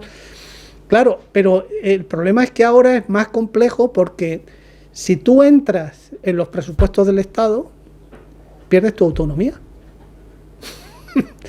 Y claro, a partir de ahí, ¿qué es lo que ocurre? Que los que no están por esa labor se van y crean otros sindicatos. El problema de crear esos otros sindicatos es que permanentemente estamos en un proceso de subdivisión. Y eso es muy difícil, porque además en la posmodernidad hay un elemento básico que yo creo que explica muchas de las cosas que nos pasan, que es el afán de protagonismo. Yo siempre lo digo, yo milité un poquito durante la dictadura, durante la clandestinidad, y siempre lo digo, en la clandestinidad el afán de protagonismo no existía porque eso significaba que te iban a dar muchas más hostias en comisaría. Pero ahora el afán de protagonismo es una enfermedad casi diría que mayoritaria. Entonces es una cuestión de egos, es una cuestión de alter egos, es una cuestión objetiva de división de la clase obrera, de subdivisión, porque además el capitalismo desarrollado lo ha estimulado el fraccionamiento de la clase obrera. Yo me acuerdo que una de las primeras veces que yo tuve un proyecto con una empresa, cuando íbamos me decían, no, es que estamos negociando el salario. Y yo decía, pero será el convenio colectivo. Me dijeron, no. Aquí el salario cada uno lo negocia independientemente, personalmente. Entonces, claro, cuando tú consigues que la clase obrera negocie individualmente su salario, pues estás perdiendo. Es que, insisto, el problema es muy complejo, pero todo tiene que ver con una concepción del sindicalismo. Si la concepción del sindicalismo es de, como llaman ahora, agentes sociales que colaboran con el sistema, o si el sindicalismo es un sindicalismo en defensa de los intereses de los trabajadores. Entonces es un esquema muy simple y muy esquemático, si quieren ustedes, pero es una cuestión real. Y el problema es que desde la transición eso se ha ido estimulando. Se ha ido estimulando la subdivisión sindical. Yo creo que lo que hay que crear son intersindicales, pero vamos, la verdad es que yo creo que ante la división lo que hay que crear son intersindicales. Hay que ponerse de acuerdo. Lo que no podemos estar es permanentemente peleándonos entre nosotros, porque eso se estimula para que ellos estén tranquilos. Y si implosionan, no van a tener alternativa. No van a tener alternativa, porque no hay una organización republicana. Cuando se da el golpe del 36, es la primera vez que se da un golpe o un pronunciamiento, y el pueblo responde y pide armas, porque estaba organizado, porque había una conciencia. Es que eso no se improvisa. O sea, el golpe de Primo de Rivera no tiene ninguna respuesta, ninguna. Es más, todo el mundo lo alaba, menos la CNT, y la UGT dice, ese no es tema nuestro, nosotros en nuestras casas, ¿eh? Pero el golpe de Primo de Rivera no tiene respuesta. El golpe de Mola, porque el golpe fue de Mola, no fue de Franco, fue de Mola, ¿eh? El golpe de Mola y de Sanjurjo tuvo una respuesta inmediata. Eso lo que demuestra es que se había creado una conciencia. Lo que siempre digo es que hay que tratar de resolver los problemas antes de que nos lleven a situaciones límite y nos pongamos de acuerdo en los perdones. Yo quería volver al comentario que ha hecho sobre la investigación, la ignorancia o la dejadez o lo que sea sobre los diferentes gobiernos sobre la investigación. Y los últimos, siguen en la misma línea de pasar de ella por los presupuestos, y la gente que vale se está yendo al extranjero y no pasa nada. Y el mismo CSIC está en unas condiciones que, bueno, aparte de la economía, pues es administrativo totalmente, que es de lo que se queja la mayoría de los científicos. Sí. ¿Qué opina de...? Bueno, de esto sí sé un poquito, ¿eh? De esto que usted me pregunta, sí sé un poquito, porque yo me he dedicado hasta hace poco toda mi vida a hacer investigación científica, y ahí también tenemos un problema de base. El problema de base que tenemos con la investigación científica en España es que es una investigación académica. Fíjense ustedes, el Estado de Israel, que en muchos temas y en el tema científico es muy buen ejemplo, en el Estado de Israel existe una cosa que se llaman los traductores. Pero los traductores no de idiomas, no de hebreo a árabe, no. Los traductores son unas oficinas que hay en las que ponen a gente ya madurita, ¿no? Pero con experiencia, y los tienen todo el día leyendo artículos científicos. Usted lea mucho. Y cuando vea algo que piense que se puede aplicar en la industria, o que de aquí puede salir un producto, ¡pum!, enciende la luz, y esos son los traductores. El problema que nosotros tenemos de nuestra ciencia es que nuestro sistema científico empezaba a constituirse de una manera coherente, homologable, durante lo que se llamó la Edad de Plata. Y hubo formidables ingenieros, formidables científicos, que fueron capaces de llevar a la práctica sus ideas. El problema de la investigación científica es que aquí no hubo industrialización. Y como no hubo industrialización, salvo en zonas muy concretas, usted hace investigación. Yo le podría contar algunos casos que he vivido. Usted hace investigación, le dan un premio a nivel mundial. Lo hace en colaboración con una empresa. Y le dice a la empresa, oye, que nos han dado un premio mundial. Sí, pero a mí no me interesa fabricar esto. Eso en el mejor de los casos. Es decir, que usted hace una investigación en colaboración con una empresa que está interesada en lo que usted está haciendo. Porque la inmensa mayoría de los investigadores en España trabajan por lo que yo llamo hedonismo científico. Hedonismo científico. Yo lo hago porque me gusta, porque disfruto, porque me gusta publicar en Nature o en Science o en PRL. Pero cuando tú le preguntas, fíjense, hay un catedrático de física que se llamaba José Domingo Quiles, que hemos recuperado, esto me emociona, hemos recuperado su vida y su obra, porque este señor fue catedrático de física teórica y experimental de Granada desde el año 34 hasta el año 36. Fue presidente del Comité Local de Izquierda Republicana. Con 18 años era el meteorólogo de la base de Armilla. Y después de un peregrinaje él era de Calatayud, y un peregrinaje por Aragón y por Madrid, llegó aquí de catedrático. ¿Y su tesis cuál era? Su tesis y el planteamiento de su tesis es: vivimos en un país donde hay sequía en muchas zonas. No podemos consentir que el agua de los embalses que tenemos se evapore. Entonces, ¿su tesis de qué iba? De desarrollar un modelo científico, no empírico, teórico, que permitiera regular la evaporación de los pantanos. Es decir, ese hombre no hacía investigación científica porque le daba placer. No, ese hombre tenía en su cabeza que él formaba parte de una nación, porque el análisis tiene que ser de clase, de género, nación y ecosistema. Si no uno no combina esos elementos, algo le falla. Entonces, esa generación tenía claro que su investigación tenía que ser socialmente útil. Y fue el primero que publicó un modelo en el que científicamente se correlacionaba la pluviometría con las cosechas de trigo en Aragón. Y desarrolló otro modelo para predecir cuándo el Ebro inundaba Zaragoza. Y lo sorprendente es que esos trabajos se los doy a colegas míos y me dicen: oye, Roque, este hombre encontró lo mismo que nosotros. Digo, no, es al revés. Vosotros, 80 años después, habéis encontrado lo mismo que este hombre encontró hace 80 años.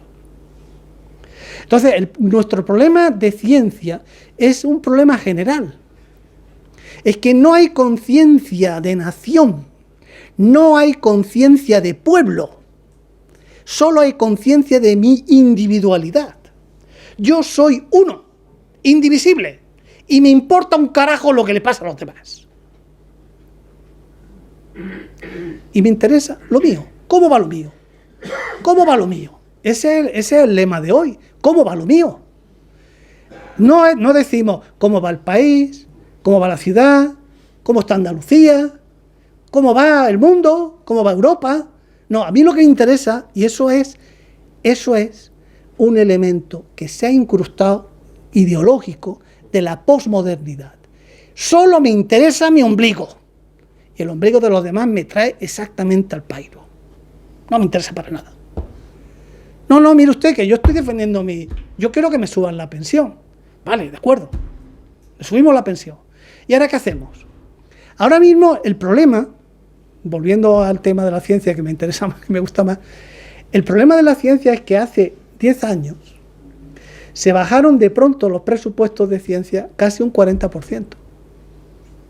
Promovimos un acto en el aula magna de ciencias, con los mejores científicos de la Universidad de Granada, los mejores. ¿Cuánta gente fue? 57 personas, tengo la manía de contarlos. 57 personas fueron. No es mi problema, es que yo soy muy bueno. Es que yo tengo financiación europea, ¿entiendes? A mí que tú no tengas financiación me aprende, espabila, publica mejor. Esa es la respuesta. Pero esas investigaciones médicas, por ejemplo, que se están haciendo ahora sobre enfermedades raras o sobre cáncer, que no tienen ninguna repercusión económica, ninguna ayuda económica, ¿cómo se entiende eso? Eso ya no es personalismo ni protagonismo, ¿eh? Eso es que se encuentran con esas trabas tan impresionantes, que ha habido incluso investigaciones que se han parado cuando estaban casi al final, que luego además se las llevan otros países o científicos de otros países porque ya tienen hecha la mayoría del trabajo, y ya incluso a nivel de prestigio, va a otro lado. Pero ya vamos a centrarnos en el final de la investigación para ponerla en práctica. No hay medios, no se les da. ¿Por qué no se les da? ¿Por ignorancia? Pues no se les da porque estamos en un modelo de economía de casino, y en ese modelo de economía de casino la banca ha pedido 47.000 millones de euros. Nosotros, que somos pueblo generoso, con unos dirigentes y gobernantes generosos, se los hemos dado, y con 47.000 millones de euros se podía mantener el sistema de ciencia e investigación en España 5 años. 5 años. O sea, nos han robado, utilizando el planteamiento corporativo, a mí no me gusta, pero utilizando el planteamiento corporativo, nos han robado el presupuesto de ciencia y tecnología de 5 años. Entonces, es que la ciencia en España no es funcional. Es que hay que decirlo así. No es funcional. Y además, no estamos en la etapa de la revolución industrial. No, estamos en la etapa en la que el dinero no tiene valor de cambio. Es en sí mismo una mercancía. ¿Qué quiere decir eso? Que a mí no me interesa fabricar y licuar oxígeno. Le estoy poniendo un caso real. No me interesa fabricar oxígeno. No me interesa licuar oxígeno. Porque yo empiezo a mover el capital en las bolsas mundiales y gano en 2 meses 4.000 millones de dólares. Entonces el problema es que para que eso fuera así, es decir, para que invirtiéramos en investigación y esa investigación diera lugar a productos, eso teníamos que haberlo hecho en el siglo XIX o como muy tarde en el siglo XX. Porque fíjense ustedes, si uno busca un librito de Jordi Nadal que se llama ¿Por qué fracasó la industrialización en España?, encuentra un dato que a mí me resultó interesantísimo. ¿Cuáles dirían ustedes que eran los 3 países más industrializados del mundo en el siglo XIX? Venga, propongan. Reino Unido, sí señor, sí señora. ¿Quién más? ¿Argentina? Argentina no. No, Argentina no. Alemania no.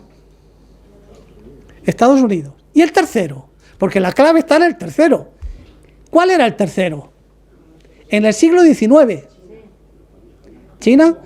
Los chinos, la armada francesa e inglesa les cerraron los puertos y los pusieron a fumar opio, y estuvieron todo el siglo XIX fumando opio, hasta que llegó Mao Zedong y dijo a caminar, los puso a caminar 4.000 y pico de kilómetros y lanzaron a los franceses y a los británicos a sus sitios, y ahora pasa lo que pasa con los chinos.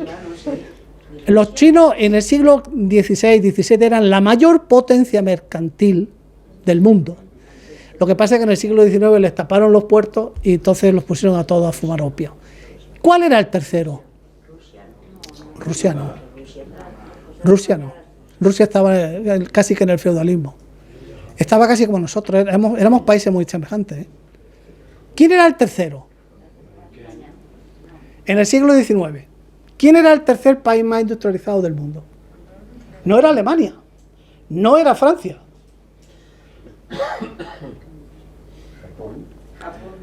Japón tampoco, Japón todavía no había despertado. Suiza. ¿Cuál es el país con la investigación científica con mayor parámetro de impacto ahora mismo? Ahora, no en el siglo XIX, ahora. ¿Cuál es el país que hace la mejor investigación científica del mundo? Suiza. Entonces ahí tiene usted la explicación. No les interesa porque en el modelo de economía que manejan, y tengan en cuenta que el modelo de economía español está ahora integrado en Europa. Fíjense, hay una cosa que siempre es muy curiosa, ¿no? Cuando uno habla de las generaciones, la generación del 98, después del desastre, fíjense, ¿por qué perdimos la guerra de Cuba? Perdimos la guerra de Cuba porque nuestros barcos eran de madera. Y el único acorazado que teníamos, que era de acero, no había montado todavía los cañones. Y cuando quiso volver para la península, como usaba carbón español, mucho menos eficiente que el inglés, los acorazados norteamericanos lo alcanzaron y lo hundieron. Tuvimos que llegar a esa situación para que en las Cortes un diputado dijera: hemos perdido la guerra con Estados Unidos porque somos un país científicamente retrasado. Y es a partir de ahí cuando se crea el Ministerio de Instrucción Pública y Bellas Artes, que lo creó el Partido Conservador. Y es a partir de ahí cuando, a través de Santiago Ramón y Cajal, se crea la JAE. El problema es que ahora el capitalismo especulativo no necesita de la investigación científica sobre el cáncer.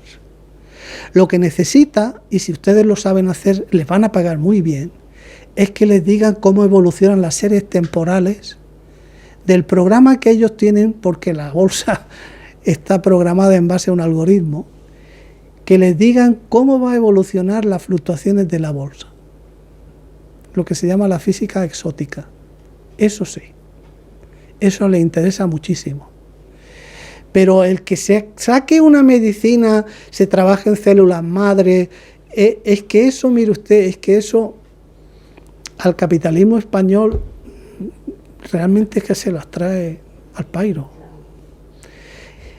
Es algo, fíjense ustedes, cualquier pequeño paso progresista en la universidad pasa por reivindicar una universidad investigadora. Porque hace 25 años, en un informe del Banco Monetario Internacional, se dijo: la investigación científica es cara, hay que sacarla de la universidad. Y llevamos 25 años que cuando te das cuenta, pero esto ya no está aquí, no, esto ya se lo han llevado.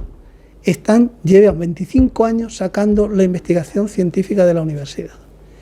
Porque el Fondo Monetario Internacional decidió que eso había que hacerlo en unidades de excelencia. Si hay alguien que trabaja en ciencia sabe que eso es hoy lo que se aplica. Unidades de excelencia. Entonces, por supuesto que cualquier programa progresista, pero oigan ustedes los debates en las elecciones, ¿quién habló de ciencia? ¿Se acuerdan? El representante del PNV, el señor Bilbao.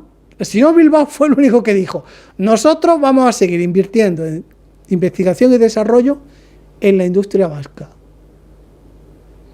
El único. Todos los demás es que ni se les pasa por la imaginación. No se les pasa ni por la imaginación. Y somos un país atrasado porque no se invirtió en investigación científica cuando se tuviera que haber hecho.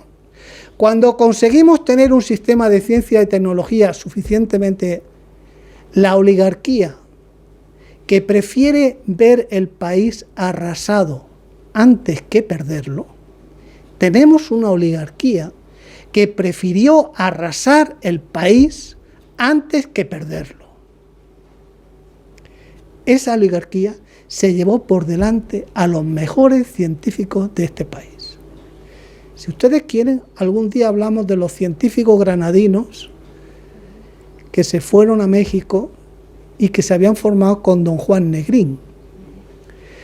Es simbólico, pero el presidente de la República, el que defiende la lucha frente al fascismo, era uno de los mejores investigadores del mundo en medicina, en fisiología, don Juan Negrín. Negrín. Y enfrente estaba un general africanista. Y si quieren indagar más en casualidades, vean dónde habían nacido la mayoría de los generales golpistas. Y verán que la mayoría habían nacido en los restos del imperio. Habían sufrido la pérdida de Cuba, de Puerto Rico, de la isla de Guam, de una parte importante de la isla de Nueva Guinea. Esto yo creo que ni siquiera... Pero nosotros teníamos, en la isla de Nueva Guinea, teníamos una parte sustancial de la isla, que se la vendimos al Imperio Alemán, por no sé cuántos dólares. Se la vendimos, eso, así, se la vendimos. Nuestra élite, cuando digo nosotros se la vendimos, quiero decir, nuestra élite se la vendieron. Entonces, ese es el problema es este. El problema es que cuando teníamos de verdad un sistema de ciencia y tecnología perfectamente coordinado con las investigaciones a nivel europeo, que era donde se hacía la ciencia buena, no en Estados Unidos, venían los de Estados Unidos a Europa, nos los destrozaron porque era gente republicana. Era gente de izquierda republicana. Izquierda republicana había firmado el programa del Frente Popular. Y a esos había que eliminarlos para transmitir un mensaje durante generaciones. No se os ocurra nunca más meteros en política y no se os ocurra nunca más pactar con partidos obreros. Y eso está metido en el subconsciente de la inmensa mayoría de los científicos españoles. No hay manera de crear en la conciencia que nosotros formamos parte de una sociedad, formamos parte de un Estado, de una nación, de un país, y nuestros intereses tienen que estar acorde a la defensa de nuestro país y de nuestro pueblo. Eso, usted lo dice y te miran como diciendo, este tiene que ser que tiene el coronavirus y ha empezado a delirar. Entonces, claro que sí, por supuesto, ya con eso acabo. Por supuesto que cualquier programa progresista debería de tener en cuenta el desarrollo de la ciencia, porque en los años 60 exportábamos albañiles y en el siglo XXI exportamos los mejores investigadores que formamos, que además, si tuviéramos visión capitalista, no vean ustedes lo que cuesta formar un investigador. Y se los damos gratis a las universidades alemanas, a las universidades australianas, a las universidades norteamericanas. Se lo damos gratis. No sería por falta de política de Estado. No, vamos a terminar ya. Se ve que hay que acabar. Sí. Bueno, muchas gracias, Roque, y muchas gracias también a la plataforma Cívica. Y nada, pues ya quedamos para otro lunes de estos de debate. Espero que os haya gustado porque creo que es muy interesante, ¿no? Esa donde nos ha colocado y hacia lo que vamos, ¿no? Que a ver si llegamos a la tercera. Gracias.